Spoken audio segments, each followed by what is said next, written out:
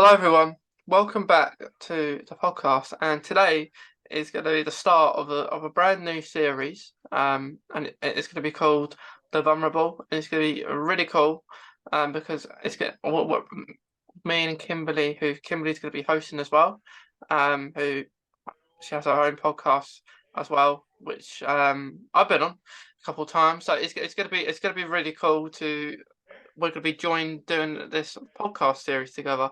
And we're going to explain a little bit what it is after we've done our introductions. So I'm going to get Kimberly to introduce herself to anyone who doesn't know her or where she's from or anything about her. So, Kimberly, would you mind doing your introduction? Hello, everyone. My name is Kimberly, also known as strong_self-love on TikTok and Instagram. I'm so honored to be doing this series with Mason. Me and Mason connected back in 2020, and we stayed friends ever since. I have a podcast and I'm a content creator. I'm also a patient advocate. So I've traveled to Washington, D.C. to talk about my illness. And this year I'm going to ChronicCon, which is in May in New York. So I'm super excited that my speaking and everything has taken off, and I'm really well known in the chronic illness community. So I'm super excited. I'm 26 years old and I live in Atlanta, Georgia. Yeah, it's great because we're from different parts of the world. With I think that's the best thing. And like you say, we've stayed in contact since 2020. So a long time. No, honestly. Yeah. Yeah. So within this series, to everyone who's either watching or listening, whether you are in the world, this series is all going to be about. We call it the vulnerable because we thought that because we're both involved in the chronic illness community and we both have a different chronic illness, um, which um we can go into more depth about as this episode goes on. But like I think the whole point of the series is to connect other people in the chronic illness community, expressing why they are vulnerable. And the term vulnerable, what we mean is like we don't mean vulnerable in a situation um like you're a vulnerable person who maybe need a little bit more help in school. We don't mean that kind of sense. We mean like vulnerable as we may get ill a little bit more often maybe than a person who doesn't have a chronic illness or maybe doesn't take certain medication. So the whole process of the series is to get people on to share their own journeys of being a vulnerable patient within having a chronic illness. I think, and it's going to be really fun. I know, I'm super excited.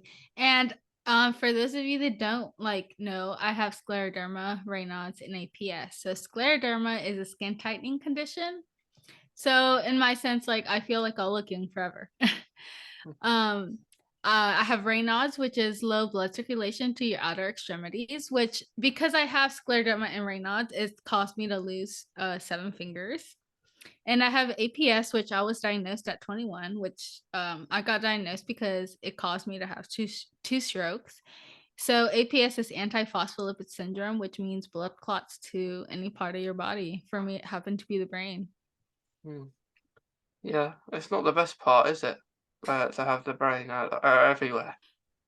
No, I was lucky enough to, continue speaking and walking and opening stuff. I did lose a lot of my memory, but I took it as like as a second chance. So I think after I had the strokes, it pushed me to be more open with myself. And I was like, I'm so young to be having all these issues. I feel like there's a lot of people that go through this that we don't share. So that's why I'm willing to share my story.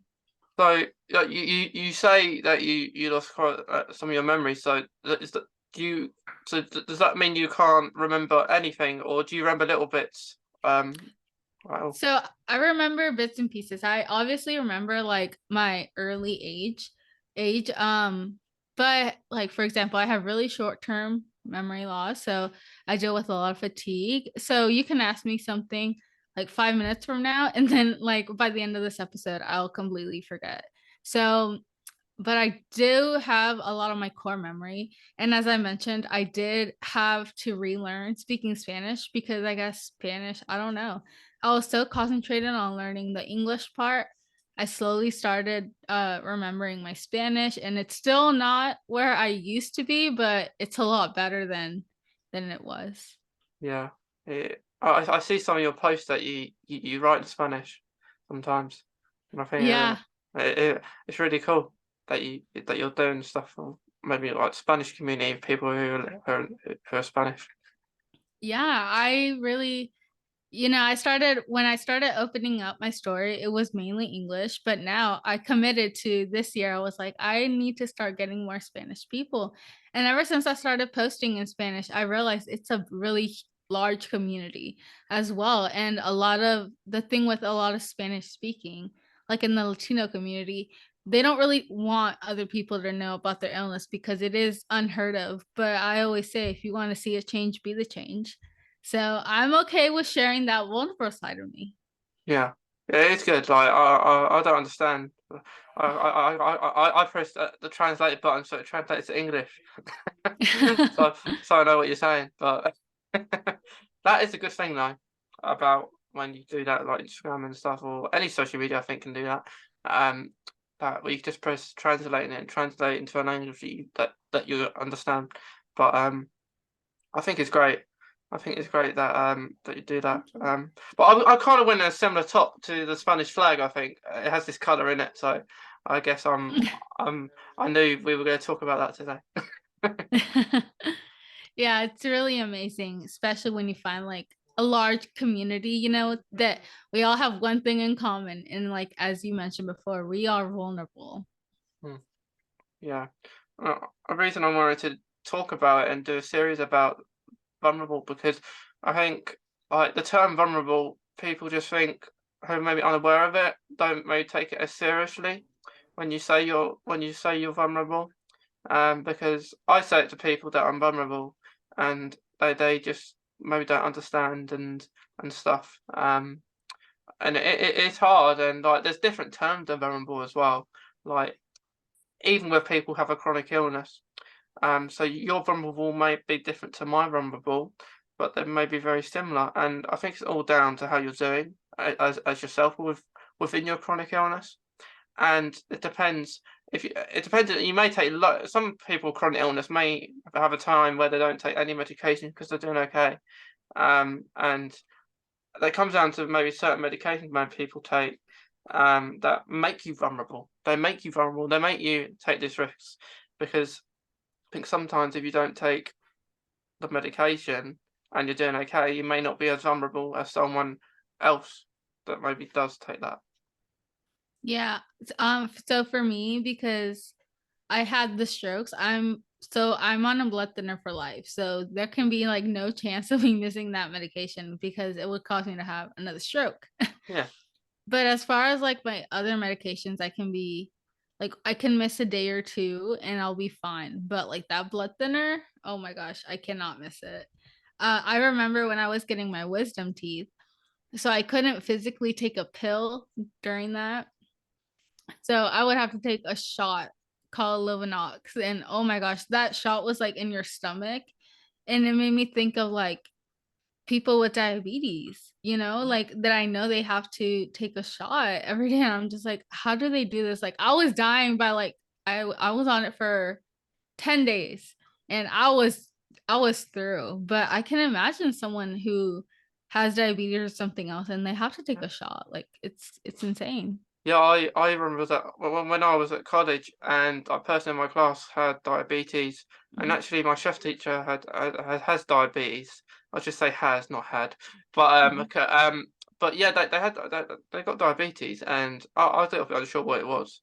And then you got people taking like the shots, of blood, and in there. And I was like, oh, and you're doing it quite often as well. You've got to have really control what you eat. And as we're recording this, it is coming up to Easter over here in the UK. Um, and what happens is um, a lot of people um, a lot of people at this time of year eat chocolate, um, and especially when it's Easter. And I think you do have to be careful sometimes about what you do eat. even though you have a chronic illness and you can only eat certain things perhaps that work better for you. But within chocolate, like I think is where you got sometimes you just got to be careful. And I think people with diabetes are like that, where they control what to eat, maybe at a certain time in the day. Um, which it's really interesting actually. People with diabetes. Yeah. No, I know. Because I'm on that blood thinner, something I cannot have is vitamin K, or I should say I can have it, but it has to be like an everyday thing. So for right now, I'm taking the pill and I have to avoid vitamin K. I'm trying to, get off of it and just eat that certain amount of greens, but I have to see a nutritionist. Yeah, there's a lot of these vitamins that are out there. Yeah. Um, yeah, I have to have a vitamin D tablet every day before I go to bed. I always have it after my dinner, but I know I always forget. Like you talk about being forgetful. Um, like my mum says to me, I have my tablet. I used to have my tablet box downstairs, Uh-huh. but now I have my tablet box in my room. And that was because at a stage, um, I just didn't want to keep going downstairs to get it.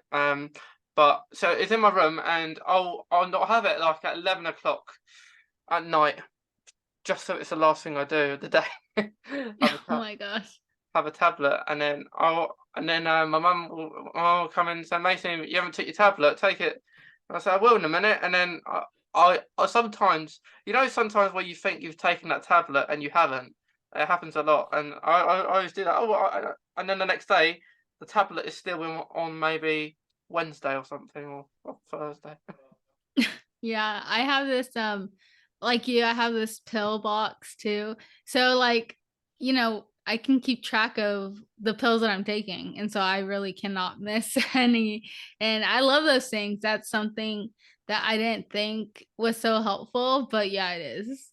Yeah, it is really helpful, and yeah, mine has like Monday to Sunday, um, and it has morning and night. So I know the morning I take maybe quite a little bit more tablets, but I just have them one in one go.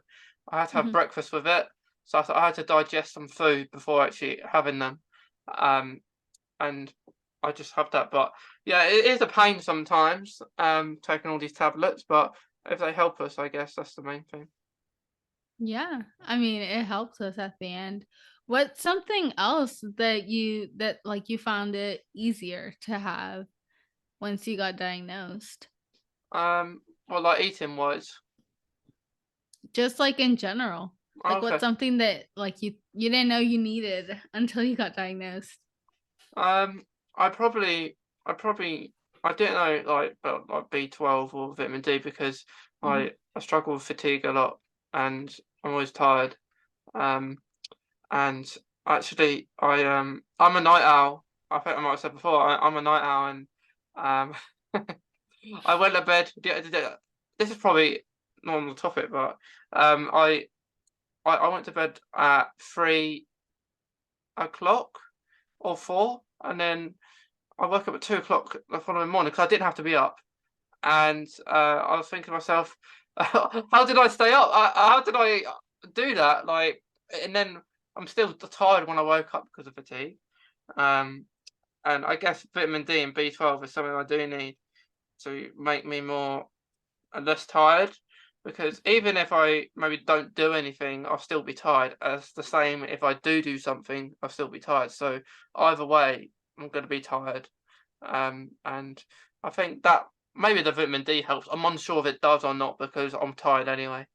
Um, but maybe not as much.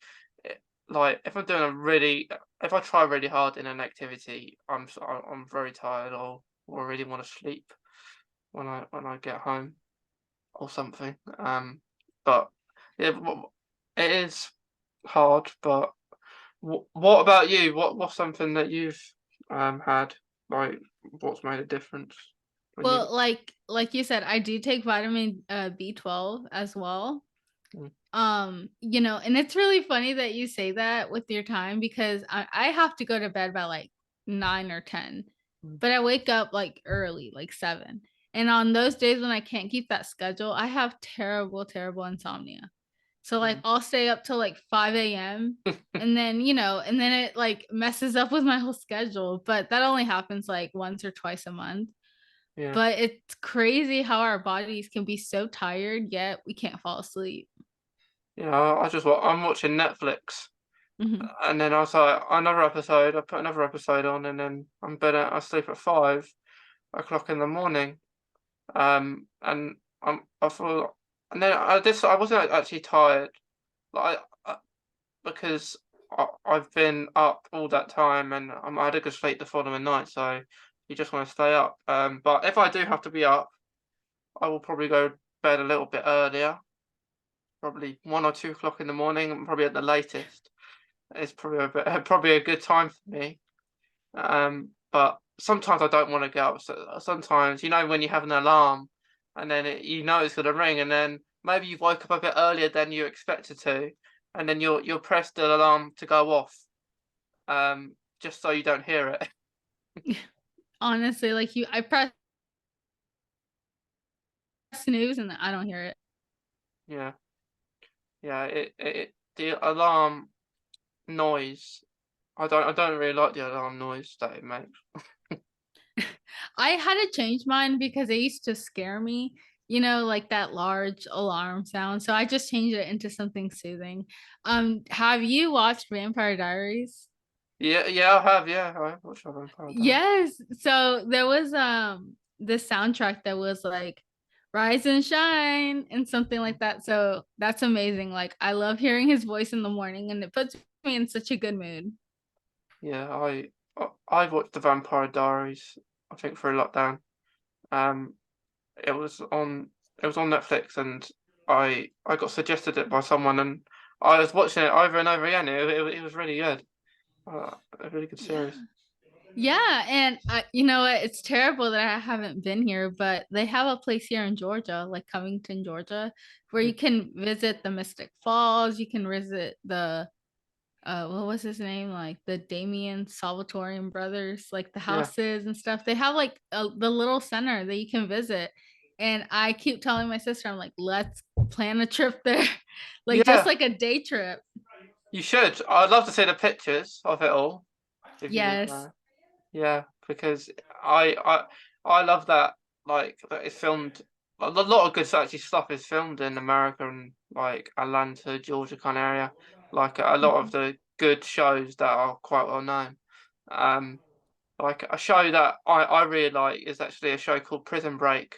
Um, Okay, I've heard of um, it. yeah, it's really good because like I do like the main actor called Wentworth Miller. He like, a couple of years ago he came out as autistic. He got an autism diagnosis, which I found was really relatable and really cool because like the main purpose of getting out in prison was being like really strategic and like wasn't don't tell anyone the plan about breaking out of the prison in the show. So you could really see how maybe that could relate. But yeah, I love the American shows. I probably watch more American shows than English shows, like UK shows. Yeah, my sister is obsessed with like English actors. For Mm, some reason, like she thinks like one of them is like obviously Tom Holland and what's the other Tom? Tom Hiddleston. mm, They're like the English. I don't know why. And every time she sees them, then she looks them up. She's like, "Oh yeah, of course. They're from anywhere but American."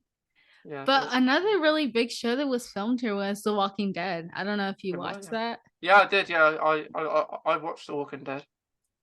Oh yeah. So there's so many places I want to go to and they're not far from here Yeah, from me at all. yeah, The Walking Dead. I binge watched that as well. Um, I didn't watch it all when it went first out. I just watched it all, and then the last series I watched it when it came out, and stuff. But yeah, the Walking Dead had it's really interesting how they make it and everything, especially through the pandemic as well, because they filmed during the pandemic. Of course, they got all those people dressed up as zombie and stuff Mhm. like that.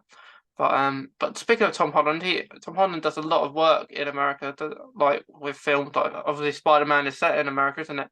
So um, he's there a lot. within different films. Oh yeah, for sure. There's a movie to kind of circle back on the vulnerable thing. I don't know if you've watched I think World War Z with Brad Pitt. Have you seen that? No, I haven't. I've heard of it though. It is so good. Me and my sister saw it yesterday or last night. And it made me really think about so the zombies attack everyone, but if they're sick, like if they have cancer or if they're really homeless and they have the STDs or anything like that, they don't get attacked. So my sister made a joke of like, if we had a zombie outbreak, she's like, you'll probably be like a survivor and you wouldn't even have to do anything. Yeah, I completely agree. I had a really conversation out about the new Last of Us series. Um, Oh, I haven't yeah, seen that. yeah. So what the aim of it is in the name, The Last of Us. So Hmm. it's very similar to what you're saying. So like being a survivor against like a zombie apocalypse, that is basically the vulnerable. Like you're trying to survive in a world out there, trying to keep safe as you can, staying away from people. It's almost like you're in your own world apocalypse for this, like the vulnerable against the rest of the world, really. And the thing is, I feel like you have to treat everyone else that they're like they have got something, that they are ill or something like that, because you don't know. Like you don't know what could happen. And with that Last of Us series, I literally that's what I thought, because actually I was out with a friend for a walk once, and it was Hmm. while this series was airing, and I, around my area people will come in home from school, and of course it was quite hectic and busy, and I would say to my friend like we've got I'm dodging, I'm going away from people, and he said you'd be a survivor in the if there was a zombie apocalypse or something. Exactly, I love what you're saying with your sister saying to you. Um, Yeah.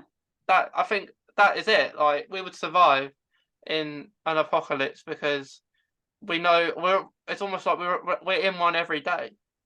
Yeah.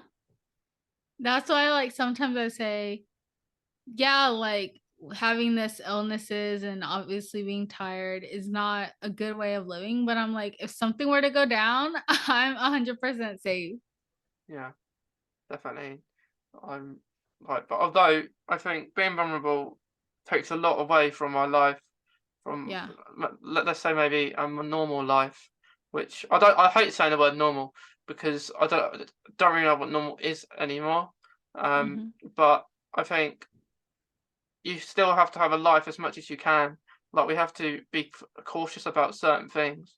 Like we might have to be blunt as well sometimes if people don't understand. Like say if they come too close and they don't not really being respectful or they're just getting annoyed about it. So for instance, say you go into a shop and you're asking maybe a person for help to find something, and they go close to you because they're helping you. And Mhm. for one, I've been in that situation, and like, looking back, it's funny now. But I went to a shop and with my mum and to get a Doctor Who magazine that I get every month. And it normally out on a Thursday. And Mhm. today is a Thursday, but not today. But the thing is what we said is, "Can you tell me if this is out?" And then they come really close and say, "Can you step back?" And then they were like, "I'm trying to help you." And he's saying, I'm vulnerable. I've got a chronic illness." And you being that close, like things spread in the air as well, which a lot of people don't notice, don't they? Like things accumulate in the air, even if you don't do anything. So it's almost like we're geniuses around our own chronic illness because we have to be. But yeah, it is scary. But yeah, like getting back to having a life, I think we still have to take risks sometimes, even though we might be at risk. Like we Mhm. still want to, like you say, you went on holiday to, you recently went on holiday, and that's good. It's good to go on holiday because you're still doing things. You still can do things. Just making having precautions in place or wherever you're going, make sure it's safe for you. Yeah, I mean it's pretty scary. Like I love traveling, but especially now or I don't know if I think it's like I've always had to be safe, being like before COVID. I've always had to be safe because I don't want to get an infection. I never like want to get close to people because I'm like, if I get something, it's gonna like I'm dead, you know? And so versus like I know that now on flights, it's not required for you to wear a mask. I still wear a mask. I'm just like, and I get stares and stuff, but I have to come down to a place where I'm like, okay, this is good for me, so I'm gonna do what's good for me. I don't care. Mm. You guys can judge me or whatever. But I came to a place where like I'm comfortable, like knowing what I have to do for myself. I have to rest. Like, for example, like we went to Disneyland, right? That we went to California. We went to Disneyland and I was debating if I should get a wheelchair or not. But there was like strollers and stuff like that. So I was like, okay, I'm just gonna try to do this.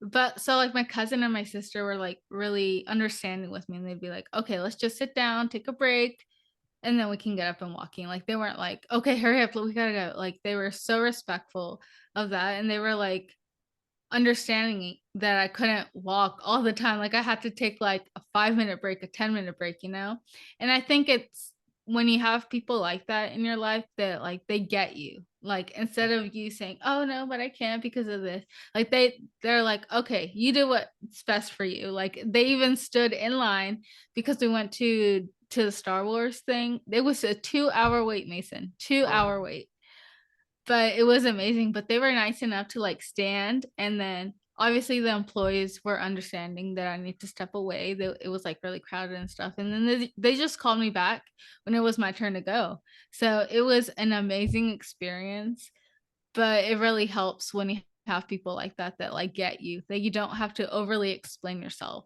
Yeah, yeah. I think like 2 hour wait. They this is why we have these things where we can skip queues if we are disabled or vulnerable, Mhm. which is great. And you may think other people think of you for doing that because that they might be there for 2 hours. They might have any issues there, and they probably do think if people do that, skip queues, they think, why can't everyone else skip a queue? But Yeah. that is the thing. And 2 hour wait, it is ridiculous. I think it's a Yeah.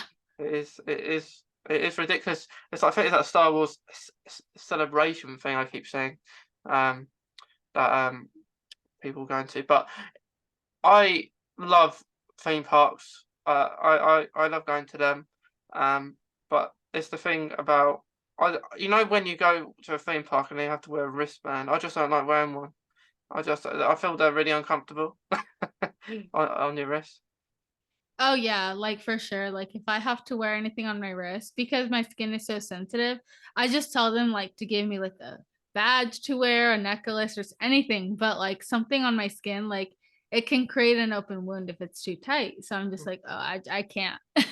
Yeah, And I've been lucky enough that I've never had anyone like give me a stare or try to like be mean to me or something. I just stay confident. I'm just like, I cannot wear that. Or, I came to a place where I'm pretty confident. If I'm tired, I just won't go. And I'll tell them that, and my family's super understanding. And for that, like I'm forever grateful because they make it easier for me. yeah. It's good that you have people that it's good we have people that support us because like it's really hard to just do things on your own sometimes, and it's good that Yeah. you have people around that can sort things out. Oh yes, definitely. Someone that's so close to me is my sister. Like she is like, I mean, I know that when we were young, we had this rivalry, as like siblings do. But as we grow older, like I mean, she was so young. She was, I want to say 15 when I got like really diagnosed and I got really sick and stuff. And she just became um, she was my full-time caregiver in 2020 because I couldn't have anyone else.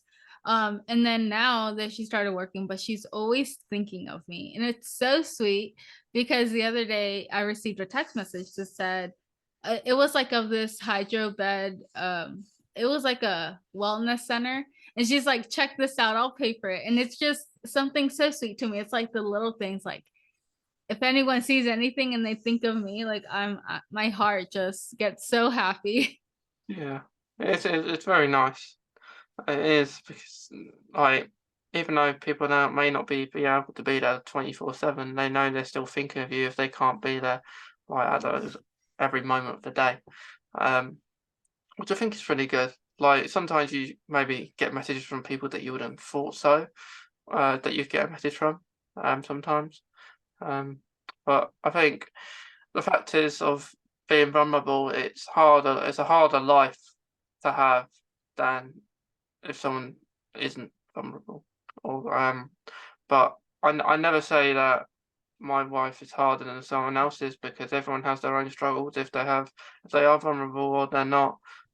Because um everyone has their own problems, but I think we all we all cope with it really well.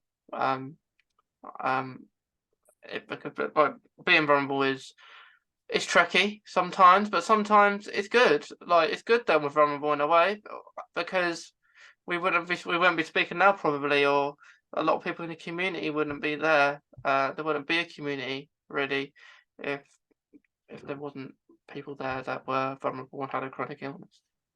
Oh yeah, definitely. And I think when I started opening up about my illness on Instagram, I saw that there was so many people that like related to me, even though they don't have the same sickness as me, there's always something. So like with you, like me and you both suffer from fatigue. And it's something so crazy because you have Crohn's disease and I have a bunch of other stuff. But I think we can both relate to like the short-term memory loss and the fatigue and stuff like that. So I feel like I love this community and I'm grateful to be a part of it, even though it does have its struggles. But you know that you can always find someone that you can talk to that's Mm, dealing with something similar. yeah, I think that's it. That there's so many chronic illnesses out there.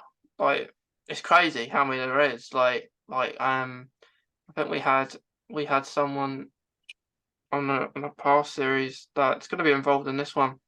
Mhm, It had loads. I couldn't believe what I was hearing when I when we spoke to her last year. But it's crazy how many people can have how many chronic illnesses a person can have. And sometimes I think people who only have one are maybe a little bit grateful because one is bad enough than having oh, more yeah. than one. Because I guess like as we spoke to previously, that other chronic illness can complicate maybe another one, which can make it Mhm. really tough.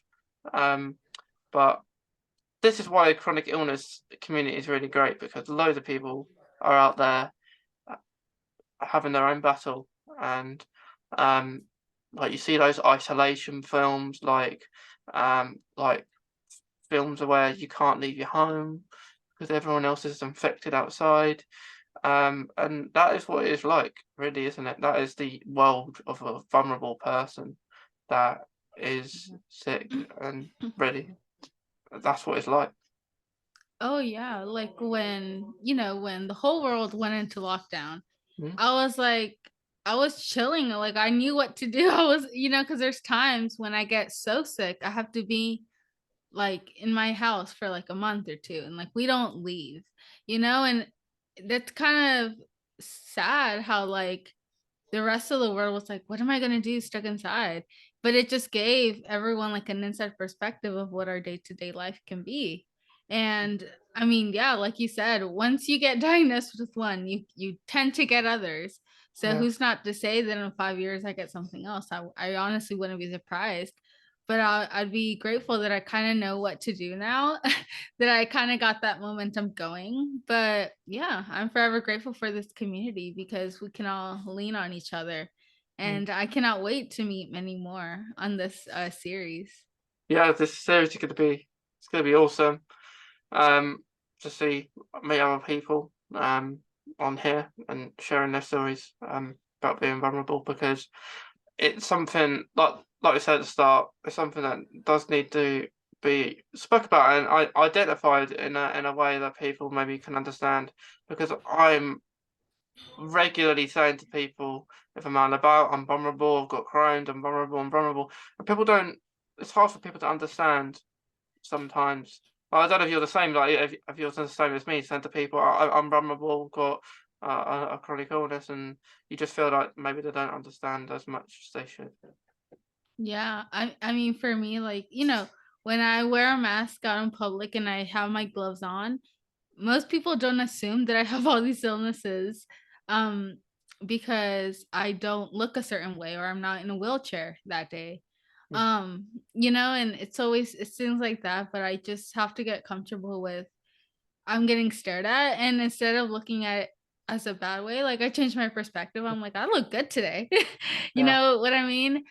But we just have to get comfortable with where we are because we have to at the end of the day, we have to do what's best for us, you yeah, know? yeah, And that's the beauty of it. Like, ever since I started my Instagram, I got to know all these different chronic illnesses, and it boosted my knowledge. yeah. You was learning all the time, seeing all the Yeah. stuff that people do on there. But yeah, I too I do wear a mask when necessary. Like say I'm out and not near anyone, I wouldn't. I'll take my mask down. I'd wear it if I'm in quite close to people.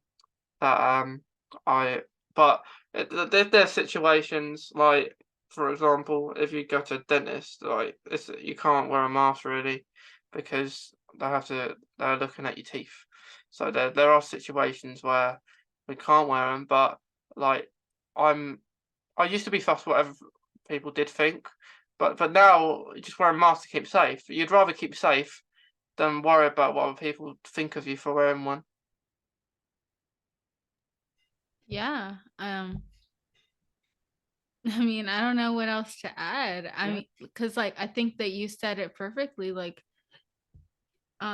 especially now here in Georgia, the COVID, I mean, the mask mandate is not required. They still have a sign that says it's recommended, but it's not mandatory. I mean, I still wear it, and I feel like I've been wearing masks since before, the pandemic started. Like, at yeah, least when I'm in hospitals, because I'm so vulnerable to like get any other infections, like my lungs. Up until now, they're still great. They're running at 96%. I just took a PFT. And for those that don't know, a PFT is a pulmonary function test. And because I do have scleroderma, sometimes the tissue can harden around the lungs and you don't get enough oxygen. But I'm grateful for it, 96%. But it's like, even before the pandemic started, I was wearing masks, and only mm, because I don't want to get an infection. And it's those little things that I feel like people were, I don't want to say over dramatic because everyone has their own issues, but I just feel like something's as simple as wear a mask. And I feel like people yeah. made it way bigger than it should have been. Like, just don't even do it for you, like, do it for other people. Like, don't be selfish. I agree. I agree. Like, I think, um, yeah, it shouldn't be a problem. Like, even if you tell people to go back, they don't understand that, like, social distancing is gone. Face, like you say, people don't have to wear a mask now. So I think it's all gone, and I think it's wrong that it's all gone because the pandemic is still here. Just because there's no lockdowns, just COVID is still here. People still get it, and people still it's still a worry that people aren't maybe still taking it as seriously because there are still a load of people who are vulnerable, still at home, not going out. Um, Even though we don't see that, but there'll be people that are vulnerable that just stay away and like stay at home, which is sad, and it's just like maybe the higher people in government or in different parts of the world need to reevaluate how they've done this, how it's all been done, because it hasn't been it's been very confusing um, for people who are vulnerable. They say they're protecting people do say they protect us, but really the protection is not there anymore because Yeah. at least with transport over here in the UK, I think close things anyway. I think that should be a rule anyway. They wear masks in close places, especially like trains or stuff like that. Um, Yeah. Like, like I loved how you guys handled the pandemic. Like, you guys were so quick to it. You guys were like lockdown. And for in the US, it took way longer. I mean, I was in lockdown before it was even official. Yeah, me too. I was like, what I heard of it when I was in France in 2019. Like, it was the first getting discovered just late December time. Um, Mhm. and I was like, I hope I get home. I was just like, this is gonna be something big's happening. Um, and I thought it's gonna be an apocalypse or something, because that's what it felt like, didn't Yeah. it? It literally felt like there was an apocalypse and a load of people getting sick, which people were. Um, and it was very scary. It was very scary at the start of it all. But I went to college one time. A teacher sneezed, and I stayed there the rest of the day. And then things got the pandemic developed. COVID developed a bit worse. So then I said, oh, I'm doing my work at home. Um, so yeah, that it was very scary. And it's that's the life of a vulnerable person. How people are feeling who aren't used to that. That's how people feel anyway. Probably a little bit maybe worse up, because and it was intense even for people who are vulnerable, because we probably think, oh, we're used to this now. We've got it's another level on top of what we're used to. Yeah. I mean, like you said, we were used to it, but at the end of the day, like, it is what it is, you know? And I cannot wait to talk to other people and get other people's perspective, because everyone who has a chronic illness gets it differently. Like, I know your lifestyle is different than mine, and vice versa. Like, I'm pretty sure there's some stuff that you can do that I can't, and that's the beauty of the chronic illness community. Like, we can all connect. Our lives can be different, but we all connect as one. And I'm excited for this series. I'm excited to talk to people and obviously get to know more people in the community. So yeah, I'm really excited too. It's gonna be really fun. But I was just ask, like, what do you think you can do to what you can't do, like, from your personal lifestyle? So for me, like, I cannot, for something that I could do like 5 years ago, I can't open a water bottle because after the stroke, my hand just became like a punching thing in a punching phase, which is cool. Like, I can punch people. I'm not as, I know I made you laugh right Right. there, huh? um, something I used to lift heavy weights, and now I can barely lift like 5 pounds and my hand starts like jerking off. It has like these random spasms and stuff like that. I used to be able to run and I cannot run anymore. I can speed walk, but no, I can't run unless you want me to fall over. Little things like that. Yeah. I So mean, it's okay. just like a complete life change for me. It went from like 0 to 100 really quickly. I mean, I'm still relearning how to kind of talk, because sometimes I do tend to, what do you call it? Like, you see, it's like that. Like, I forget like my train of thought and I hate it. I hate it because it comes into my brain. I know what I'm gonna say, and then when it comes out to like speaking it out, like, I just forget. Yeah. Yeah. It is. It's one of those things, really, isn't it? Like, it's not friendly. Like, so you say you can't open water bottles. Does that is that anything then that you can't open, or is it just primarily water bottles, or is it most things that needs a twist? I mean, it's basically like things that need a twist. Because of my Raynaud's, I cannot get stuff out of the fridge. Mm. Ever since I had the stroke, because I cannot fully open my hands, my mom doesn't trust me to like cook anything. I can kind of, like stir stuff, but she doesn't. She thinks I'm gonna like burn my hands, for example, and stuff like that. I can't really lift up heavy stuff. But I mean, it's just a change of lifestyle, I guess. Like, when I had to relearn how to like hold my toothbrush, like hold utensils to eat, stuff like that. And it's just I had to do like a complete 180 on my life. But like I said before, I'm grateful I can still, eat. I just have to eat differently. Yeah. That is it. Like, just have these small adjustments Mhm. that you can and can't do. But yeah, that no, that was really interesting, because I don't think the times that we've done this before, we've really spoken about that, like things that we can and can't do. Um, like things that I can't do is well, as you're talking about stuff like that, I can't cook either. So you're not on your own. The closest I've done and maybe beans on toast or something like that. So I'm not the best. The thing is, I struggle to do that kind of stuff because I will struggle maybe to know what to do to cook certain meals.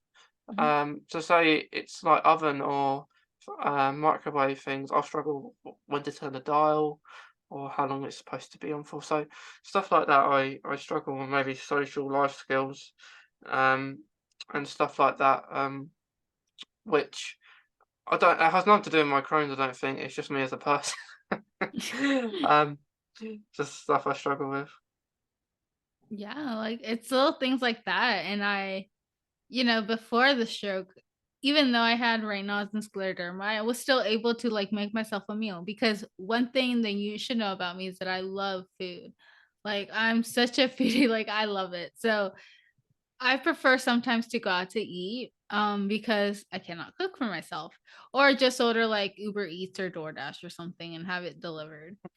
But, like, I prefer to make, home meals, but I physically can't, so I have to see if my mom or sister wanna make something or, like, request it, and the thing with me is, like, I know all the ingredients, I just when it comes time to cook it, like, I can't. So, like, I know like, that's something so funny because my sister has trouble remembering what are the ingredients, but if I tell her, she can do it for me, so Yeah, it's like it takes 2, and I love it. Like we find ways to like kind of joke about it and stuff to like kind of be independent. But yeah. at the end of the day, I do require some assistance. Do you need help with like speaking about meals? Did you need help like with cutting your food, like so you can Oh, eat it? yeah. At first, I did when I realized like I can take the fork and kind of stab my food and then put the knife in between the little holes the fork has, and that keeps the fork steady. So I've had to like obviously that's not how you cut something, but it works for me. So Oh, I just had to kind of relearn how to do certain stuff. But as like if I'm like really hungry or something, I do require someone to cut the food for me. yeah, yeah. Sometimes like I don't like certain foods. I don't like cutting up. So I will analyze if a food needs cutting up or not. Um, so if it's chips and a piece of chicken, sometimes you can deal with it without cutting it up. You can just eat it in one go. Even though it might be a little bit harder, but Mhm. there are foods that you don't have to cut up.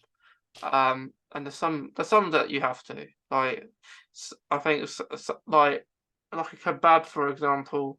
You just use that with your hands. Some food you can eat it with your hands, which is probably easier, in a way. Sometimes, Oh yeah.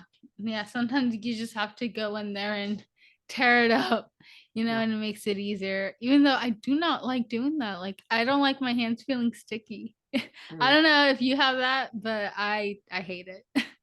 Uh, I try to avoid it. Like, say it's got ketchup on the some maybe speaking about the kebab again. I only had a kebab at the weekend.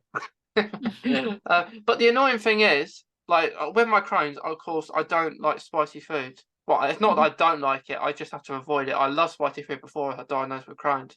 Like I'd have like when I would have a kebab, I would put all the spicy chili sauce over it all, the whole pot mhm. around the whole thing, and then people think I'm mad. Like they'll say to me, "You can't be serious." I said, "Yeah," and then of course that's not going to be nice. And the following morning, if I go to the toilet, my bum's going to hurt. Um, so thing is, I would like that the sensation of having a water drink every few seconds. Um, but the annoying thing at the weekend, they give me a big pot of ketchup instead of chili sauce. So I didn't have any chili sauce. Well, But good. yeah, it's good in a way. But when I put the ketchup on it, so I was trying to avoid. my hands getting on the ketchup bit. So I was trying to get the kebab bit, which didn't have the ketchup on. So I don't mind it. But yeah, I don't like sticky food sometimes, and like I guess I just have to wash my hands afterwards if it is a bit messy. Yeah, for sure. Yeah, definitely. But going back onto like the Vulnerable series as a whole, I think it's gonna be really cool. To do it like together. And I think we've got a few guests. I think we know who's going to be. We know a few guests, but we'll get a few more, and it'd be good because this is all at the moment. People listening to this episode, it is the summer. August, it's the summer, so this series will all go throughout August. Um, we was going to do it a little bit earlier, but we thought we'll do it in August. So we'll do it in August, so we have a bit more time to process it, um, and have a lot more time to do the episodes that we need to do. So it's not as rushed as as we was going to do it. So it'll be it's a good series for the summer. Oh yes, I'm so excited. And I don't know if you could hear my dog. No? He's just like ready for some attention. No. But yeah, I'm super excited. Oh, see, this is Draco. There you go. He's my little dog. But yeah, I'm super excited, and of course to connect with others and kind of know their side on being vulnerable. Yeah, it's gonna be really cool, and as it goes on, we'll analyze how it goes, and we're doing an episode like this at the end of the series, which we'll do to kind of have like a wrap, see how it goes, and see how if we want to do it again, like if we want it to be a yearly thing or something, or something like that. But it's gonna be really cool for the summer. Like summer's a good time for it to all be there for everyone to listen to. But But is there anything else that you want to say, Kimberly, before No, we finish? no, not at No? all. I'm just No? excited to meet everyone. Yeah, me too, me too. But to anyone who's listened to the first episode of the series, with me and Kimberly, or if you've watched it, we hope you've enjoyed it. And we'll see you in the next episode where we'll be joined by our first guest. At this moment in time, we don't know who that is. But but you will find out in the next episode. But from me and Kimberly, we wish you a nice rest of your day wherever you are in the world. And yeah, we'll see you in the next episode. But good start to the series of the Vulnerable. Awesome. See you in the next one. Bye.